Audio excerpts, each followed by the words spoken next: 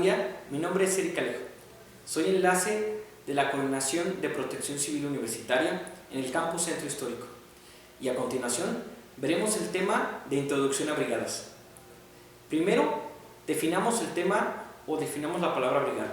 Es el conjunto de personas que tienen una cierta capacitación y atienden o un simulacro o una emergencia. Empezaremos con la brigada de evacuación. ¿Qué hace la brigada de evacuación?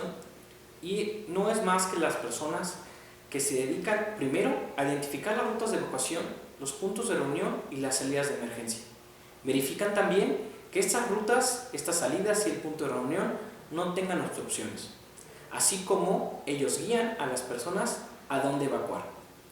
Hay dos formas de evacuar o replegar.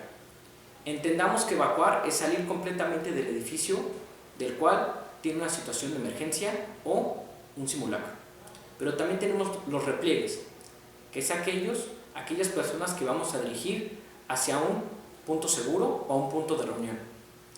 Los brigadistas de evacuación son encargados también de realizar el conteo y organizar justamente el repliegue o la evacuación. Los brigadistas en ningún momento deberán de perder el temple y tendrán una voz de mando para poder llevar a las personas a un punto de reunión o a un punto seguro. Así como podrán contar con un distintivo con un chaleco de color naranja, azul, rojo o amarillo. Este chaleco deberá de contar con un distintivo que diga brigadista de evacuación. Ellos también realizarán el conteo de las personas del edificio o la zona del cual estén encargados. Y eso es principalmente las acciones a realizar por un brigadista de evacuación. La señalética o señalización. Es muy importante que ustedes la conozcan, ya que ella les podrá salvar la vida. La primera señalética relacionada con las evacuaciones o los repliegues es ruta de evacuación. La segunda es salida de emergencia y la tercera, punto de reunión. Estas señaléticas, por lo general, son en verde con un contraste blanco. Algunos campus o algunos lugares de la universidad pueden tener el logo o mascotas o frases del campus, pero es muy importante que ustedes sepan que a través de las normas tienen una distinción de color y las hallarán con flechas dirigiéndose hacia la ruta de evacuación, efectivamente el punto de reunión o la salida de emergencia. Pero no solamente esa señalética es importante, ustedes también tienen que identificar como por ejemplo riesgo eléctrico. Esta señalética nos indica que es una estación eléctrica o que si llegas a manipular esa estación o estás cerca sin un equipo de protección personal es riesgoso. También es importante que identifiques en tu campus o en tu salón de clases o en tu área administrativa extintor. Esto es muy importante ya que todas las áreas deben de contar con uno, pero para identificarlo requiere una señalética. Es muy importante que también sepas identificar que los extintores son de diferentes tipos y lo verás cuando veas conatos contra incendio o fuegos incipientes. También es importante que conozcas en tu campus o centro universitario que deben de contar con botiquín y este también debe estar señalizado. A continuación veremos la evaluación del inmueble. ¿Qué es la evaluación del inmueble? Como ustedes sabrán, el ser humano vive dentro de muchos riesgos. Cada día nos ponemos con uno enfrente. Pero para conocer los riesgos, primero hay que identificarlos. Se escucha absurdo, pero lo voy a explicar. Primero, entendemos que el riesgo no es más que una fórmula, y es lo siguiente: exposición, vulnerabilidad y peligro. Cuando estas tres se juntan o se fusionan, por así decirlo, o se realiza la fórmula, encontramos un riesgo. El riesgo, lamentablemente, lo podemos normalizar. ¿Qué quiere decir esto? Que cada vez que vamos en algún inmueble, nuestra casa, la escuela, la universidad, podemos ver algo que es riesgoso, pero como pasamos todos los días por este riesgo, lamentablemente, en algunas ocasiones, se nos hace normal. ¿Cómo podemos entonces identificarlo? Primero, debemos de utilizar la lógica de nuestros sentidos. Podemos utilizarlo con los brigadistas o podemos hacer un recorrido nosotros solos. Primero, tengamos en mano libreta, lápiz y nuestra vista bien aguda. Vamos a identificar y vamos a dar un recorrido por todo nuestro inmueble. Repito, puede ser acompañado y es lo recomendable, ya que más ojos pueden observar mayores riesgos. Primero, identificaremos en todo el inmueble las cuestiones físicas o lo que ya tengamos en mente. Por ejemplo, yo siempre paso por un pasillo y observo que no hay extintor. Es el primero que yo debo identificar. Observo que hay cables que no se encuentran ocultos o no tienen un sistema de seguridad. Ahí mismo lo apunto. La evaluación del inmueble no es más que un pequeño análisis de riesgo. Identificamos los riesgos, los apuntamos y lógicamente los resolvemos. Después de que recorrimos nuestro inmueble, debemos de hacer un plan de emergencia. Es muy importante que ya después de todos estos elementos los apliquemos. ¿Qué vamos a identificar? Primero que ya identificamos nuestras rutas de evacuación, ya las señalizamos y corregimos todas estas situaciones que tenemos en riesgo, nos vamos a organizar y vamos a crear planes de emergencia. ¿Pero qué son los planes de emergencia? No es más que una receta de cocina. Primero, identificar las brigadas.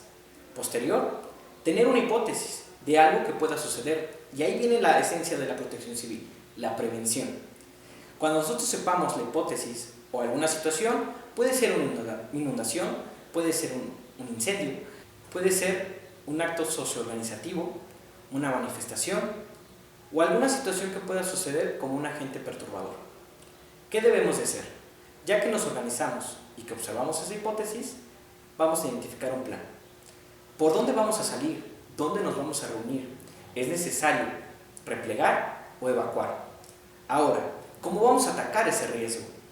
Si vamos a utilizar la brigada contra incendio o la brigada de primeros auxilios, pero también pensemos en el futuro. ¿Qué hacer cuando la emergencia ya pasó? Cuando todo esto ya sucedió. Y ahí viene la resiliencia. ¿Qué vamos a hacer como comunidad universitaria para cuando la situación de emergencia haya sucedido? ¿A dónde vamos a dirigir a los alumnos? Sabemos muy bien que las clases no se pueden detener así porque sí. Tenemos que también tener en un plan qué hacer después de la situación. ¿A dónde llevaremos a los alumnos? Las actividades administrativas, ¿cómo se pueden llevar a cabo?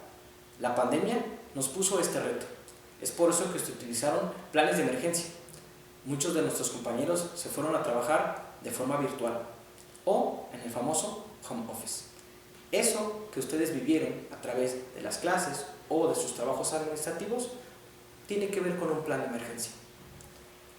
¿Cómo podemos identificar una ruta de evacuación? Es muy importante que ésta no tenga obstáculos. También es muy importante que ésta sea en línea recta y que dirija al punto de reunión o a la salida de emergencia. Esta ruta de evacuación será identificada o encargada por los brigadistas de evacuación. Es muy importante que las rutas tengan un paso directo. También es muy importante que en caso de obstáculos retirarlos inmediatamente. Entiendo y comprendo que los pasillos se ven bonitos con macetas, con alguna señalética o alguna situación que ustedes puedan colocar para adornar, pero es muy importante que los pasillos estén siempre libres, así como bien identificados. Estas rutas de evacuación deben de estar en un croquis para que todo el mundo la conozca. Definitivamente los brigadistas de evacuación deben de conocerla mejor, pero deben darla a conocer. Es muy importante que todos sepamos hacia dónde salir o hacia dónde vamos a replegar. Tipos de simulacro. Tenemos dos tipos, de gabinete y de campo. El de gabinete es un simulacro en el cual todos los que realizamos el simulacro nos vamos a reunir. Vamos primero a crear una hipótesis. Recordemos que ya identificamos los puntos mayores de riesgo, así como las rutas de evacuación, la salida de emergencia y el punto de reunión.